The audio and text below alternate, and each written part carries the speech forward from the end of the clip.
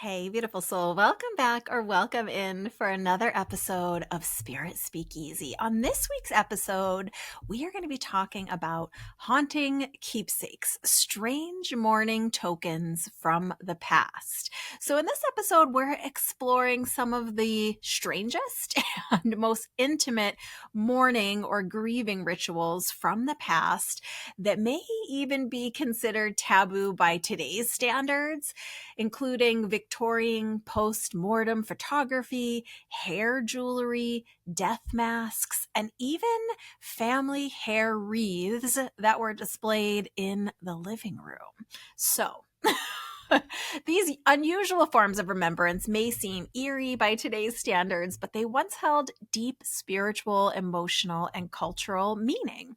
So, are they creepy, beautiful, or both? You decide. Let's get into it. But before we dive in to the main episode, I want to quickly share where the inspiration for this episode came from. I know you might be thinking, okay, Joy, this is a bit of a strange topic. So I wanted to share where I got this little nudge, this inspiration for this episode, and a little nudge from Spirit that I got to keep going with it because I wasn't so sure if this episode was going to make it to you guys. So I was listening to a podcast that I often listen to by Mark Maron called WTF Podcast. And he happened to be just talking at the beginning of the episode and mentioned post-mortem photography from the Victorian era, those eerie yet oddly touching portraits taken of people after they pass away. Like I said, especially back in Victorian times. I'd never heard of this before, and I found myself wondering, were there other unusual and maybe even taboo ways that people have used in the past to keep or create trinkets or remember their loved ones? Because obviously you might expect in my work as a medium, I'm often hearing really creative and unique ways that people are exploring to memorialize their loved ones. So this, how people were memorialized or remembered in the past, was just really intriguing to me. And I was wondering, maybe what have we lost or forgotten or shifted away from in how we grieve? So I started digging and wow, Victorian mourning jewelry led me to hair art, which led me to death masks, and on and on. The more I found, the more I couldn't look away. But I'll be honest, there was a point in doing the research for this episode where I almost didn't create the actual episode. I thought to myself, is this too weird? Is this too dark? Will the pod squad think this is just too morbid and not the kind of thing we explore here on Spirit Speakeasy?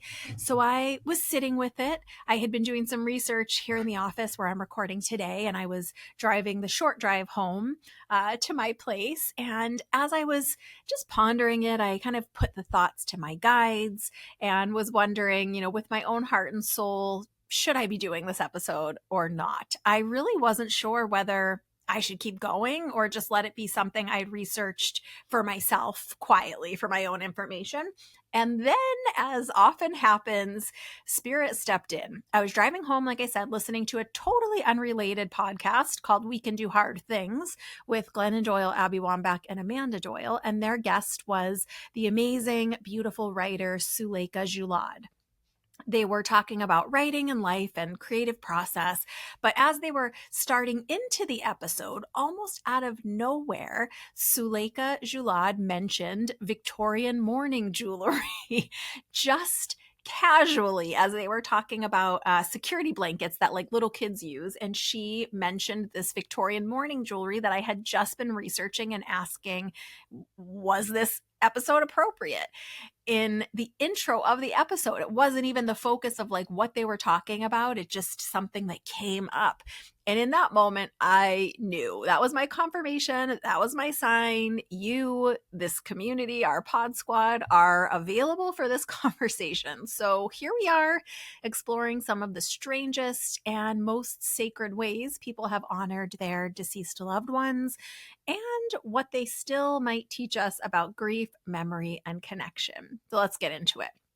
The first thing on my list that I wanted to chat about is this post-mortem photography, which was a Victorian tradition of remembrance. So post-mortem photography, also known as mourning photography, and as we're talking through this episode, it's mourning like MOURN, to mourn, to grieve, mourning, rather than like in the morning part of the day. So just want to throw that out there.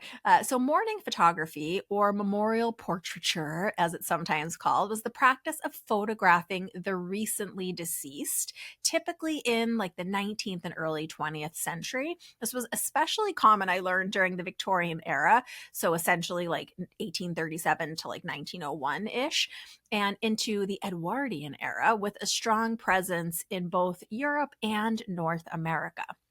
So I'm going to give you a little bit of historical context, and then I'm going to break it down what this is and how it was used.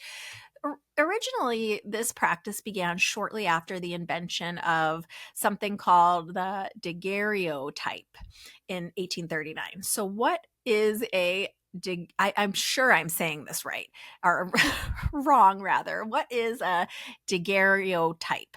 Daguerreotype, pronounced daguerreotype, I'm saying it wrong. It's not a camera, but it almost looks like a camera. It acts similar to a camera, but it's not actually a camera. It's a very early version of the photographic process invented by someone named Louis Daguerre.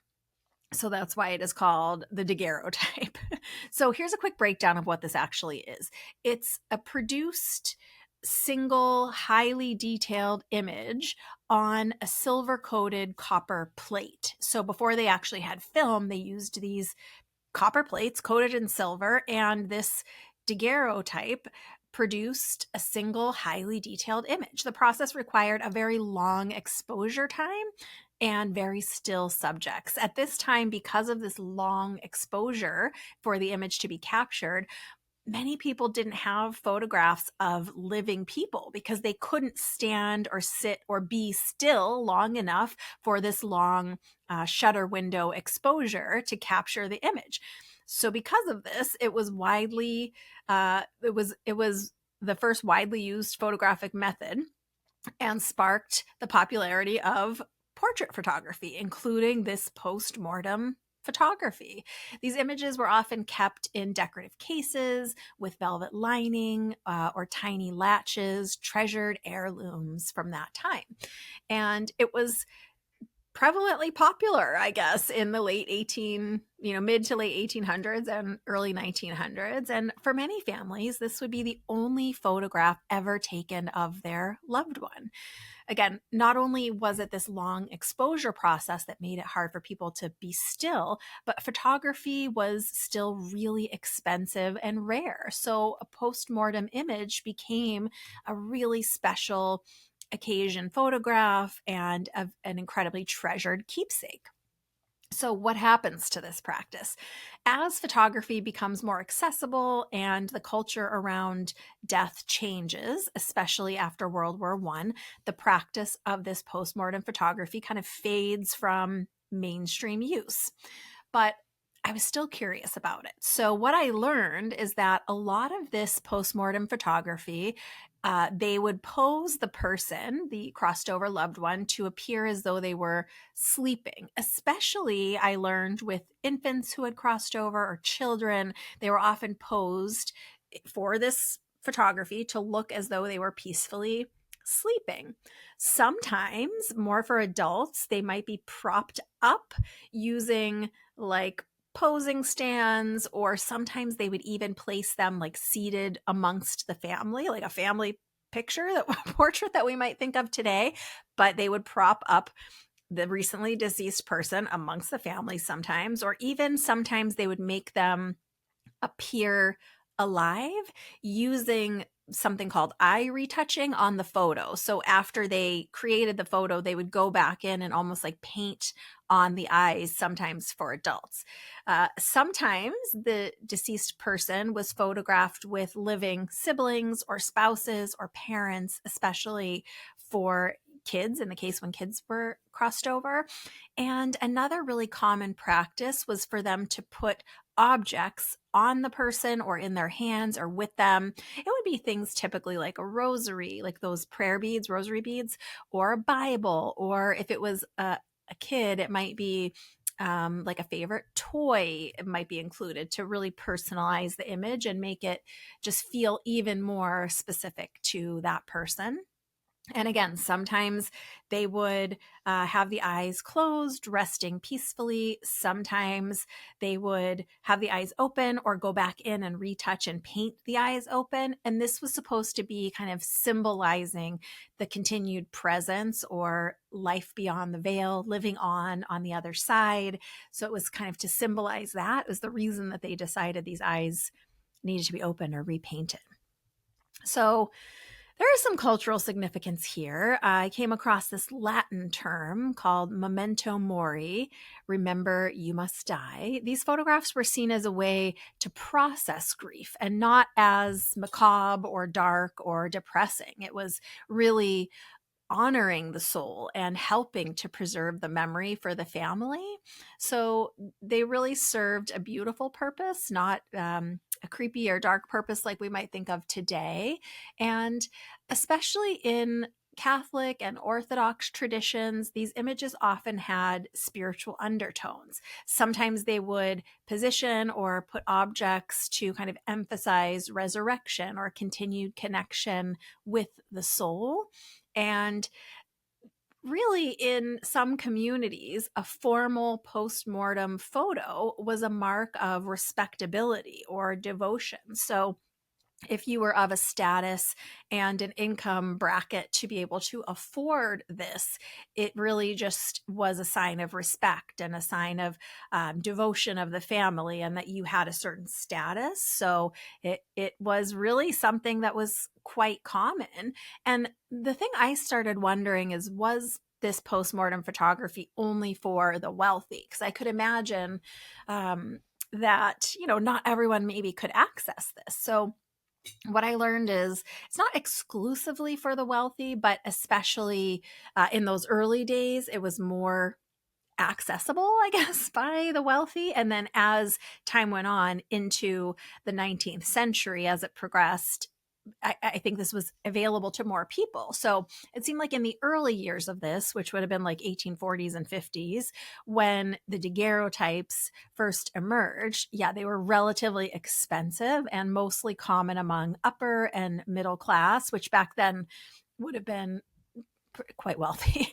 In these early images, they needed like a specialist photographer because this is an early invention, right? So not everyone even possessed one of these machines to create the image or knew how to use it. And not only did it require a specialist to use the equipment, but it took really expensive materials. Remember, I mentioned that it was created on silver plated copper. So that copper was expensive. They had to coat it with silver, which was expensive. And the because of this long exposure time and the way this is created, it was a really long session to have someone come over and create this special postmortem photography. So that was in the beginning of this, right? 1840s and 50s. In the later years, kind of 1860s and 80s and beyond into the 1900s, newer photographic processes started to emerge. Something called ambrotypes and tintypes. So there's just different, as photography grows, just like anything, even in our current world, as technology expands and we get a little bit more technology, better technology, new types emerge, photography became much more affordable and accessible, even to working class families. So believe it or not, there used to be traveling photographers. I know often we think about back in the day, there being like traveling snake oil salespeople or like tincture tonic salespeople. Well, there were also traveling photographers and sometimes small studios that offered memorial photos at a lower price. So someone might be coming through town with their photographic equipment and offer to do this for a lower price, kind of like today only, is my guess. And sometimes some of them would even offer payment plans. How interesting is this? For many lower income families, postmortem photography might be the only image they ever have of this loved one. So they would really prioritize it. So even if you had a lower income as a family, they would save and they would really be, even if it meant a big financial sacrifice, they would really prioritize having this image created of their person. So, what's the bottom line here? While it began as a luxury, this post-mortem photography evolved into a widely practiced and deeply cherished form of remembrance across all socioeconomic classes, especially during the height of its popularity in the Victorian era. How interesting is this? I mean, I know today we think like, I mean, you don't really take pictures at funerals or anything, right? That would be totally taboo. But there was once a time where, today I think we take for granted how we all have cameras in our phones and so many cameras and taking selfies and pictures of anything all the time. But there was a time where you might not even ever have a photo of someone. So you could imagine what a big, significant, memorial this was to be able to have and create, and it was a really special thing back then. So and again, I will link so many resources in the show notes for this because, like I said, this was a bit of a deep dive research for me, just for my own curiosity. The next item or way of memorializing that I came to learn about was something called mourning jewelry and hair art. They're considered woven remembrances of what was. So, what is mourning jewelry and hair art? It's a lot what it sounds like. In the 18th and especially in the 19th century, it was common to incorporate a lock of a deceased person's, a loved one's hair into jewelry, art, or keepsakes, like a tangible memorial, something you can hold. This is most common in Ireland, Scotland, Victorian England, and the US, which I thought was also really interesting. So, what are the common forms of this? I know sometimes, even now in present time, we think of keeping a lock of someone's hair, especially like in a baby book, we might have a lock of hair from baby's first haircut type of a thing.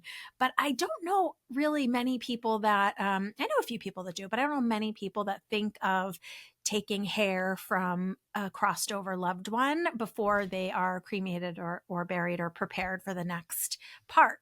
But it apparently was at one time incredibly common and thought of as one of the most intimate keepsakes. This is perhaps the most fascinating and tactile element, but they did use human hair from deceased people. And often, this hair, if they weren't like a jeweler, right?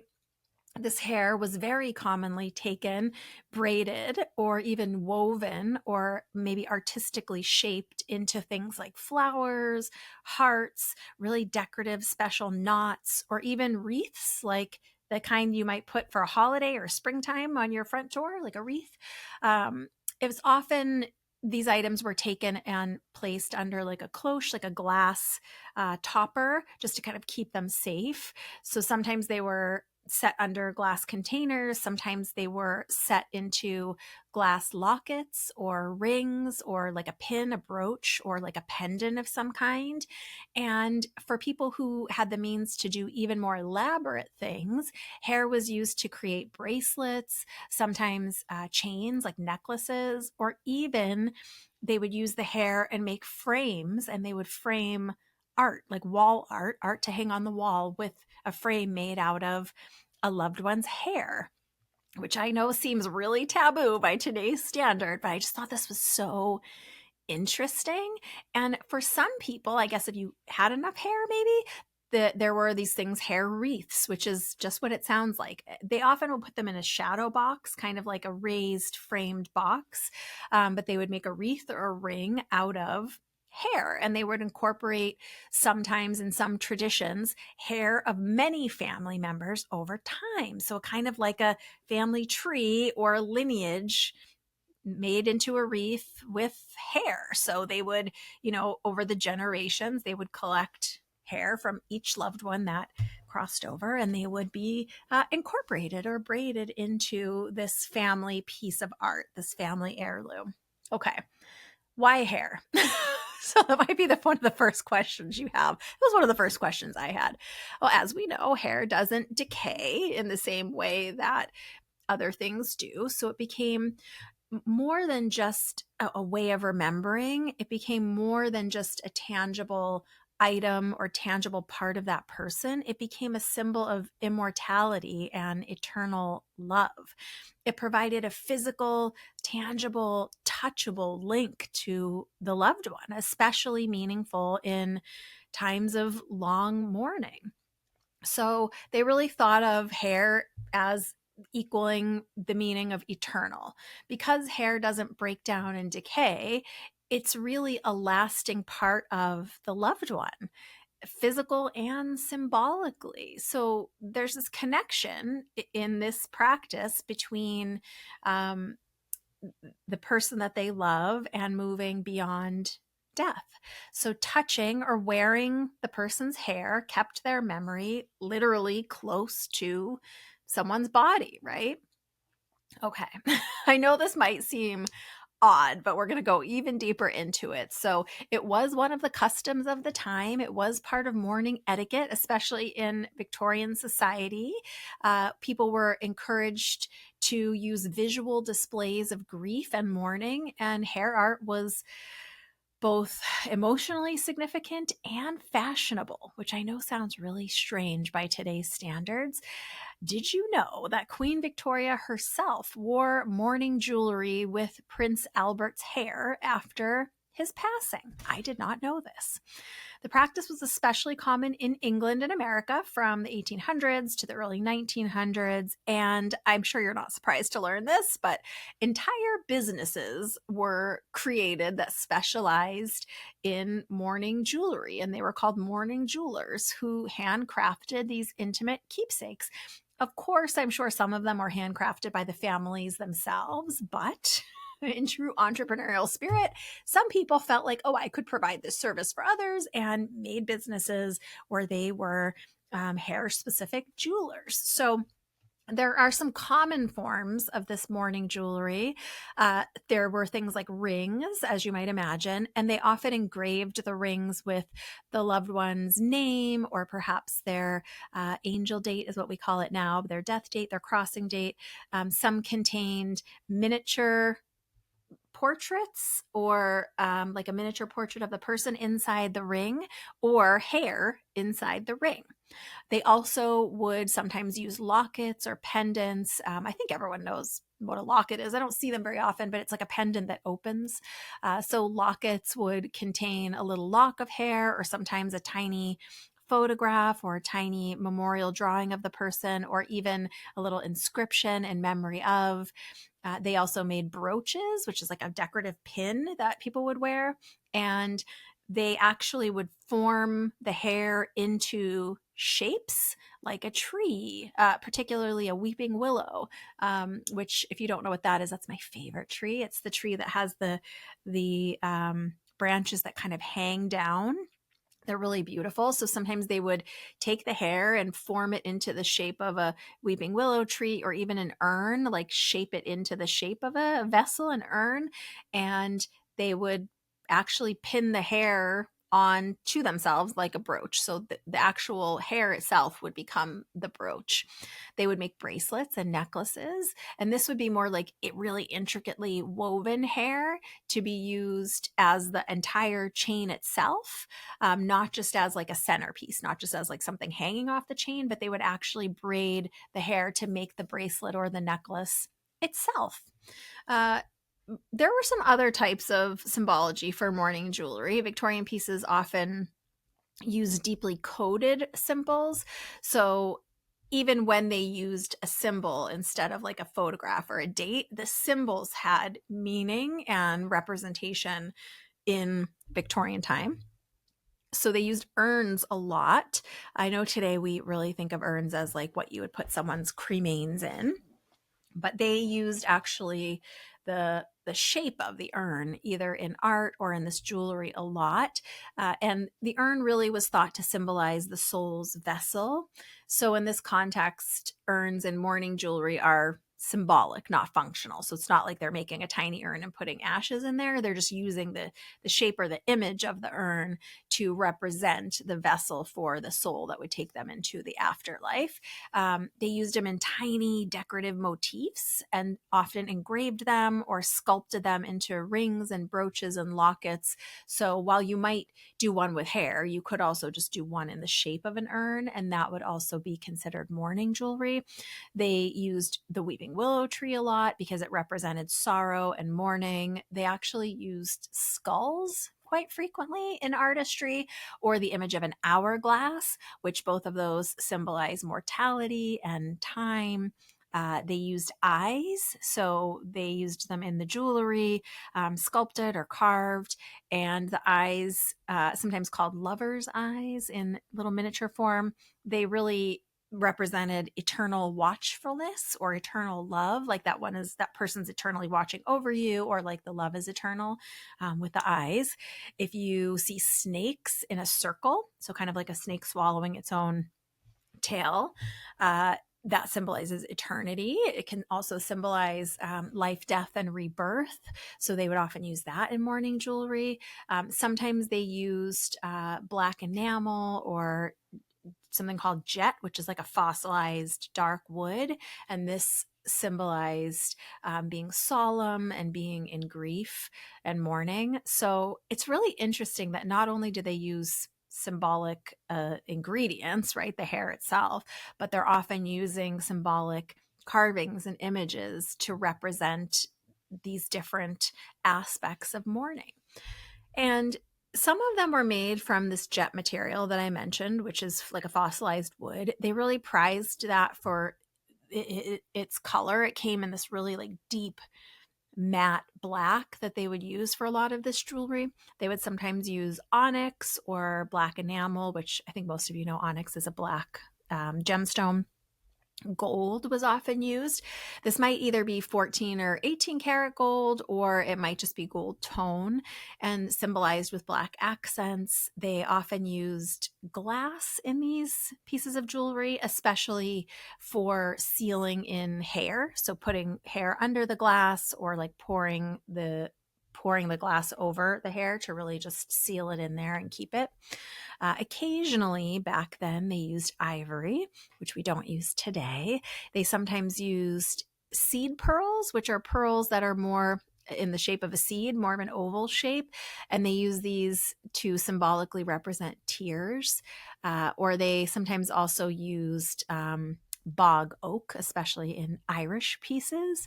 Mourning jewelry was really not just about grief. It was about remembering and honoring and expressing continued connection to the dearly departed.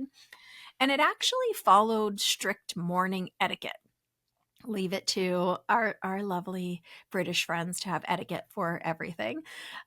So there was strict mourning etiquette back then, and the jewelry was often worn during a specific period of mourning, like deep mourning, which would be the initial period, or something that they called half mourning, which was after a period of time. So they had all these different really interesting cultural ways of having etiquette for grieving, having proper times for grieving. And these pieces were actually also made as heirlooms. So they were made to be passed down, especially those made with hair or with that family hair, which we're going to talk about next, that contained, strands of hair of multiple generations. Those were intended to be passed down generation after generation, like a special heirloom piece, which I know sounds really interesting. I bet some of these exist in the world today. They do actually. You can if you want to check the links in the description, you will see some of these images. There's lots of interesting images. So they really did a lot of different types of jewelry, and sometimes they even did cremation ash jewelry. So I know we've talked about hair and the way that certain symbols are used in this jewelry, but another way that they did it, besides just the hair jewelry, another type of this mourning jewelry, which actually exists today in a different way, is this cremation ash jewelry. So they actually took ashes and transformed them into glass beads, like beads themselves, to be beaded on a strand. It could be resin locklets or lockets. So they would put the resin from the ashes inside a locket or a little vessel that they would wear, like a pendant. And today, they make diamonds, which we'll talk about in a future episode. Some artists create custom pieces that would even include the ashes mixed into the paint and then painted as artwork, right? So there's lots of different ways to do this and to create into painted jewelry. They would paint some of the ashes. They would mix the ashes in the paint, paint it on the jewelry or paint it into a portrait. And then sometimes they do that hair frame, right? So it really just offered a tactile, wearable connection for those grieving, and were often designed to reflect the personality or the passions of our dearly departed loved one in whatever instance it was for you. Okay, I want to go a little bit more into this hair wreath. I know I glossed over it, but this is a significant one all of its own. So I want to dive into this a little bit for you. And please excuse my giggles. I don't mean to be irreverent. I found all of this incredibly fascinating and really, it was very interesting. But I just know that I can imagine, some of you I know who listen to the pod, obviously some of you I don't, but I can imagine your faces as I'm talking about wreaths made out of generational hair. I can just imagine some of you and what your expressions might look like. So if mourning jewelry wasn't unusual enough, imagine this. You walk into a Victorian receiving parlor, like a kind of a formal living room, and there, hanging on the wall, is a framed giant wreath. And as you look closer, you realize it's made out of hair, and then you become aware that it's human hair. Sometimes it's just from one person, but more often, like I mentioned, it's a whole family. So almost used as like a family tree, literally woven from the strands of hair of our ancestors.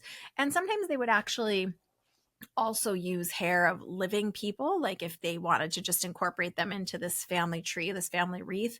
They didn't necessarily have to be crossed over for them to do it, but they often would use hair after someone had crossed over.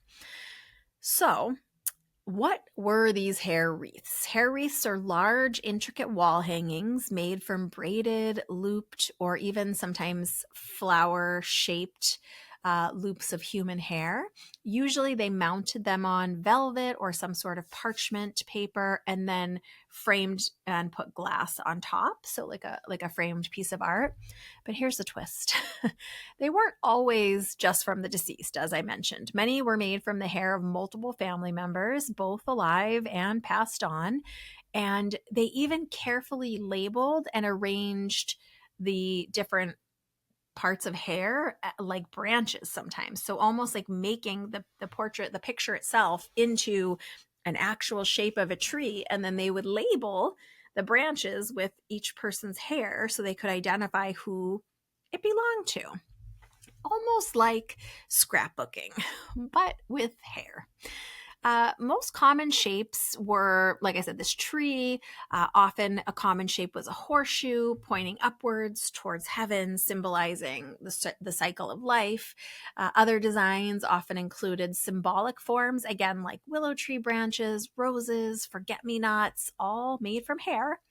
And really, this got me thinking, I know this might be strange what I thought of, but I was thinking of the time that this took, the precision, the really somber hours it must have taken to spend weaving these remembrances into something so fragile and so permanent at the same time. I can only imagine if you've ever seen, if you've ever been to like arts and crafts museums and seen tapestries that are woven by hand or braids and knots that are created by hand with thread, just imagine how much more challenging that is to create these intricate designs by weaving or braiding hair. That just seems really fragile and really delicate for the artisan to create. And unlike jewelry, these weren't worn or hidden. these wreaths are publicly displayed and often in the family's front room, like the receiving room where they would invite company and guests. They would have this wreath or this picture, this representation made with family hair. And in Victorian society, this wasn't considered creepy or strange or taboo at all. It was actually considered respectful and even thought of as fashionable. So lots of people had it, and it was thought of as like, oh, in fashion if you did. These pieces reflected reverence for ancestry, for lineage, for the blending of new life and releasing those that have come before us, and really served as a bit of a family archive in some instances. So some included hand-stitched name tags, like I was saying, for each braid of hair, like for each person, whether it was like one person's hair made into a braid of a tree and then another branch, they would label each one with whose hair that was. Sometimes it would include things like the passing date. Sometimes they would use different colored ribbons or different ribbons instead of like a name tag to signify each different person's strands of hair, just to identify it, again, like a family archive of sorts. Others featured a photo in the middle, or maybe like a quote, or sometimes a spiritual verse, a Bible verse, maybe a handwritten dedication. It's really strange maybe to think of memorializing our family on a wall in this way, but in an era before photographs were common, it made sense. And a lot of people did some sort of sewing or weaving or handicraft back then. Hair was lasting, it was familiar, it's kind of as personal as we can get. And we now know hair even carries DNA. So even though it might seem a little bit odd or taboo by today's standards, you can see why it was so prominently featured and why it was so common for people to have. So I also was wondering, like, how were these made? I know I talked about the intricacy and how difficult this must have been, but I was wondering if this was sort of like the photography where they'd have traveling salespeople come around and offer to braid any family hair you had around. I just wasn't sure how. I mean, and please know, I mean all of this with the most love and respect, but how were these made? So oftentimes, because so many people knew how to weave or braid, these pieces were done by the family members themselves. As you might imagine, more often women in the family. But they also did have professional hair work artists. Not only did they have professional artists, but as time went on, they also had instructions for making these types of artistry, and they would publish them in like women's magazines and grief guides and things. I don't know. I know we think of everything as online now. We don't tend to read lots of magazines. When I was a kid, there would be magazines at the checkout stand or maybe at a store, and some of those magazines might have patterns or like a dress pattern or a quilt pattern. These had hair work patterns, grieving hair remembrance or family hair archive grieving patterns. And it was that common that they were publishing patterns and instructions of how to do these into women's magazines. The hair was, of course, cleaned. I learned that they often even boiled it just to really like make sure it was sanitized and cleaned. And then they eventually started weaving them around like thin wire, almost like floral wire, or jewelry type wire, very thin wire, so they could shape them a little bit more easily or seamlessly. Sometimes they would even braid them or weave them around silk thread so that they could form these really intricate floral designs and patterns. These were really actual art pieces, craft pieces, if you will. So they're incredibly elaborate in some cases, especially as time goes on, and these are widely shared patterns and people have access to this wire and to silk thread. So it really does grow and expand into a beautiful art form. And it does help to know that the hair was cleaned and treated with love and care. And again, this was often done, even though there are these these artisans that do it, this is often done by grieving family members themselves as part of their grieving process. It really kind of blurs the line a little bit between crafts and ritual, between art and remembrance, between the physical body and the sacred next steps, right? So I thought that the hair art, the wreaths and the hair framed glassed pictures were just so interesting, especially knowing that they often did the portrait or the picture from multiple people's hair and even labeled them. How interesting, right? So after I felt like I thoroughly exhausted understanding the hair wreaths, the next thing that I moved on to is something called a death mask. And it's often thought of a way of remembering the face, the structure. Instead of a portrait, it's a mask of someone's face. So imagine that you're standing in a museum and you'll come face to face with a mask. It's not carved or sculpted, but it's molded directly from the face of someone who has just passed away. Every wrinkle, every line, every crease, every part of their final expression, perfectly preserved. This is what's called a death mask, and it's one of the most intimate and, quite honestly, unsettling forms of remembrance in history. Again, links in show notes. What is a death mask? A death mask is a physical cast, usually made from wax or plaster, and it's taken of the face of a deceased person, usually newly deceased, typically within hours of their passing. It captures the individual's true likeness, sometimes down to even like the texture of their skin and the placement of their eyelashes, believe it or not.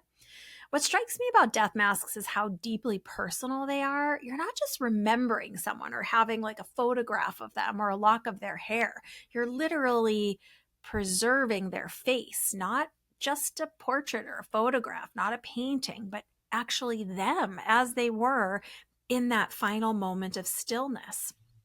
So this practice actually was done many places and across lots of time, not just small periods of time like in those Victorian traditions we were talking about. This actually was done even in ancient Egypt and Mycenae. Egyptians created golden funeral masks. Like, I know when I was a kid at the Science Museum in Boston, we had King Tut and the masks and the remains. So if you have ever seen any of these, Egyptian masks, that's how they were often done, not as a likeness, but as a spiritual tool. They were meant to help guide the soul of the crossed over person to the afterlife and to protect their identity. This also was done in ancient Greece. Death masks were made of hammered gold. Sometimes they would lay the gold over the face and kind of hammer it to make the sculpture right over the deceased person's face in the burial chamber. And this was more symbolic than personal. This in ancient Greece was not so much about the soul's journey, or it was more about the soul's journey, not so much for preservation or grief for the family. This was more about the afterlife and the belief of the soul needing to be identified in the afterlife and needing to be set properly on its journey. So that is sort of the tradition in ancient Egypt and Greece. But in the Renaissance and Victorian Europe, in medieval and Renaissance Europe, these death masks began serving artistic and genealogical purposes, not just afterlife purposes. And again, by the 18th and 19th century, they became common for famous figures, artists, philosophers, even royalty would have these masks made. They were used as references for portraiture. Like if they're going to, a king passes away and later they want to paint a portrait of him, they would use this mask to make sure they had a very good likeness, for example.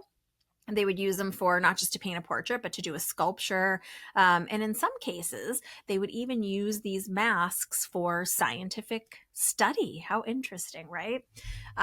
You might be surprised to learn, as I was, that there are some famous death masks made. Napoleon Bonaparte His death mask was cast just hours after his death on St. Helena. How crazy is that?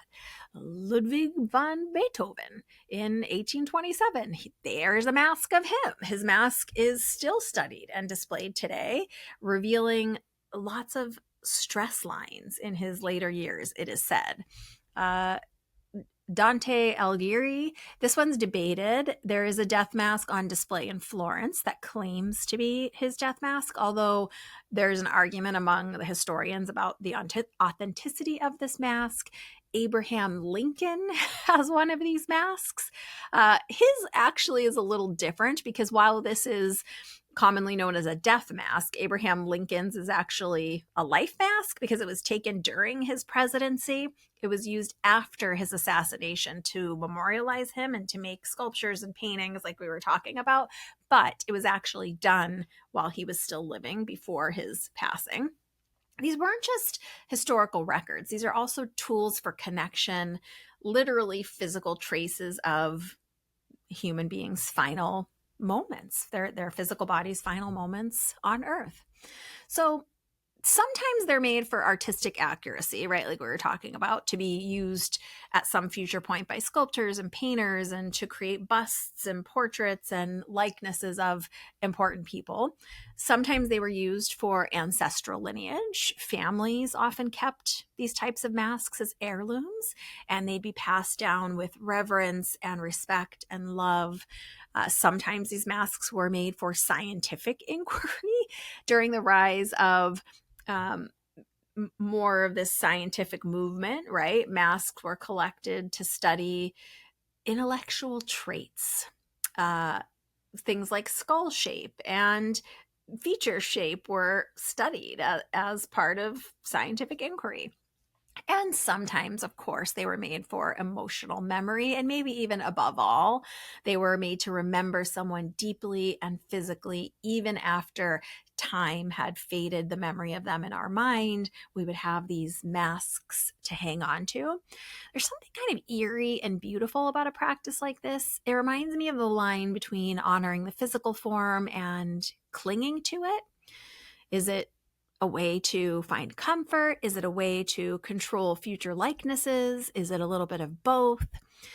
But I started to get really curious about how these masks were made. I know we talked about that in ancient Egypt and Greece, sometimes they were made by actually hammering or tapping the gold over the person's face, but I meant these more intricate ones. Like, how did they actually create these back then with less technology than we have today? I was kind of surprised to learn how these were made. I'm going to explain it to you, and most of you will probably know exactly what this is from sometime in middle school art class. So essentially, the person's face was coated, typically in some kind of oil. Back then, it was often like an animal fat that they would just, something greasy to go over the face to prevent sticking. And then wet plaster was gently applied over the face and left to harden. They said that in the research that they often did it in two halves. Like they would first do one half of the face and then they would do the other half of a face. So it was easier to remove without getting any, it'd be more accurate, more exact, and preserved better if they did half of the face at one time. So they greased it, they put the plaster, and then they let it cure and dry for however long that took. And then once they removed it, they would use that as a mold, and then they would make a final cast in plaster or wax or sometimes even bronze, depending on how fancy the person was. So it really does remind me of that middle school art class where you make the masks. They did it very similar to how middle schoolers all over the world have made these face masks, which is so interesting. Of course, it wasn't a quick and easy process because it needed time to dry and to cure and all of that. And the truth is the results weren't always so flattering. They didn't always come out great. But for many, it was totally worth it because it gave them something real, something tangible, something that really felt like a representation of their beloved person that they hadn't quite received in another way. In today's world, I know we get to use things like videos, voice messages, the way that we make cremains or ashes into jewelry in today's world to feel close to our crossed over loved ones. But imagine living back then, and imagine what you got to have instead of a voice message or a video or a photo was a representation of their face on your mantle, a mask, a face mask of them. Do you think that you would find that comforting? Would you like to have that of a loved one that's crossed over? Do you feel like that's too much, like that's too far? Or is it just a really human way of holding on? You're not just looking at a symbol, you'd be looking at an exact imprint of someone's face, their last presence in this world. This one really got me thinking because I think it's such a special and beautiful way. Even in photos, we don't see the fine lines, the creases, the wrinkles, the exact shape because it's made, obviously into 2D photo. But with a mask, it really is such an incredible likeness. Would I want to put it on my mantle? I don't know. Maybe I'd want it somewhere more private. But I'm so curious to know what you think of that. How does that hit you? Do you think it would be too much? Do you think it's a beautiful way to memorialize people? Is that something you might consider doing? So as we're wrapping up today's very interesting episode, as strange as these practices might seem to us now in present day, photographing deceased people, weaving jewelry from hair, casting the face of a loved one in plaster or wax, they were all ways of saying you mattered in the world. You still matter. We're not letting go of you. They weren't just about death. They were about relationships and memory and love and turning grief into something tangible, something we could hold or display when words just weren't satisfying or weren't enough. In an era before voice memos or home videos or family photos, these objects became a bridge between those still living and those that have already crossed over to the spirit world. Physical representations of love we share, still affecting, still speaking, still having a presence. Interesting to think about. Maybe the deeper message is we find each our own way to honor loss. And no matter how unusual it may look from the outside, right? Sometimes things look a little unusual from the outside. Every act of remembrance is, of course, sacred.